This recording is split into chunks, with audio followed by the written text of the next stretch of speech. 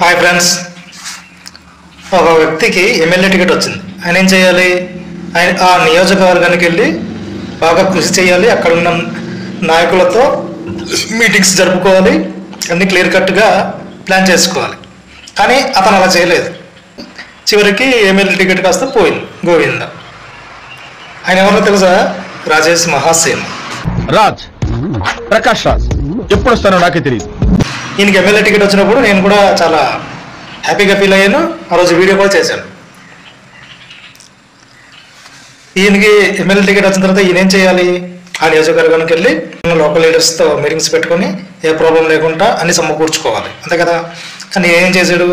ఆ యూట్యూబ్ ఛానల్లోనే ఏదో సులుకబులు చెప్పుకుంటూ అప్పుడెప్పుడో జరిగిపోయింది మళ్ళీ చెప్పుకుంటూ ఒక్కసారిగా అందరి నుంచి వ్యతిరేకత వచ్చింది. ఎమ్మెల్యే టికెట్ కాస్త గోవింద. నువ్వు వేసే యాశాలకి చేసే పనులకి సంబంధం ఉందేంట్రా? అసలే సార్, మా అమ్మ కూడా ఇదే అంటది. అవును. పొత్తులో భాగంగా జనసేనకి అక్కడ టికెట్ కేటాయించారు. జనసేన ఈయన కోసం ఆయన త్యాగం చేస్తుంది. జనసేన వీలైతే ఎన్ని టికెట్లు వీలైతే అన్ని టికెట్లు పోటీ చేద్దామని కదా పొత్తులోకి వచ్చారు. వాళ్ళకున్న టికెట్లు వాళ్ళెందుకు మళ్ళీ అలా త్యాగం చేస్తుంటారు? అదేదో చంద్రబాబు నాయుడు గారికి వెళ్ళి అడగాలి. ఈయన తెలుసు, చంద్రబాబు నాయుడు గారు వల్ల నాకు టికెట్ పోయిందని ఈయన తెలుసు. చూసారా సార్ డబుల్ యాక్షన్? అక్కడ ఏం పీకలేక అక్కడ జనసేన వల్లే నాకు ఎమ్మెల్యే టికెట్ పోయింది అని చెప్పి కుళ్ళుతో మొహం ఎక్కడ పెట్టుకోవాలో తెలియక చివరికి ఈ రోజున వచ్చి జనసేన పార్టీని మేము ఓడించేస్తాము, సైకిల్ ఉన్న ప్రతి చోట ఓటేస్తాము, గ్లాస్ ఉన్న ప్రతి చోట ఓటు వేయము అని చెప్పేసి మీటింగ్లు పెట్టుకున్నారట, తీర్మానించేసుకున్నారట. ఈయన తెలుగుదేశం పార్టీ అధికార ప్రతినిధిగా ఇవన్నీ చెప్తున్నాడు.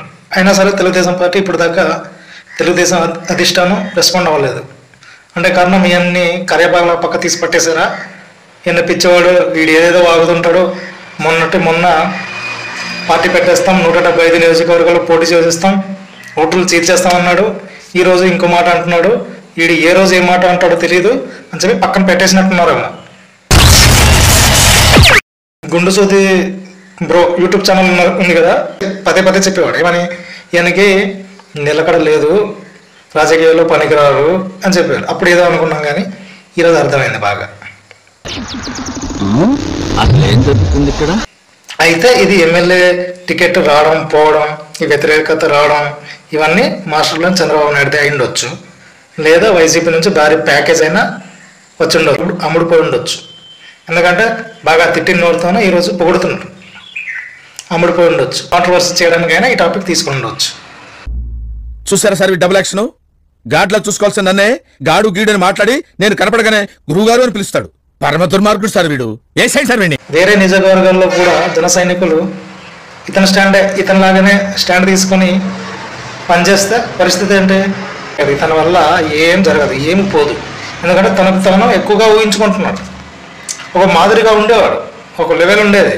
తను తాను ఎక్కువగా ఊహించుకొని విచిత్ర చేష్టలు, విచిత్ర మాటలు, నిలకడలేని తనాన్ని చూసి తగ్గిపోయింది.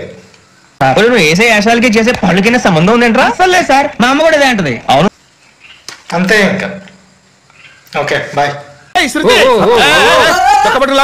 బాకీ తీర్చేద్దామని. నువ్వు నా బాకీ ఏంటి? అదే సార్, అప్పుడు మీ దగ్గర 10,000 రూపాయలు అప్పు తీసుకున్నాం కదా. నా దగ్గర 10,000 అప్పు తీసుకున్నారా? నా దగ్గర 10,000 అప్పు ఎప్పుడు తీసుకున్నారా మీరు? మీరు అప్పారావు గారు కదా? అదే సారీ, నువ్వేం చేస్తావు నాకు తెలియదు, అర్జెంట్ లిఫ్ట్ అయిపోవాలి.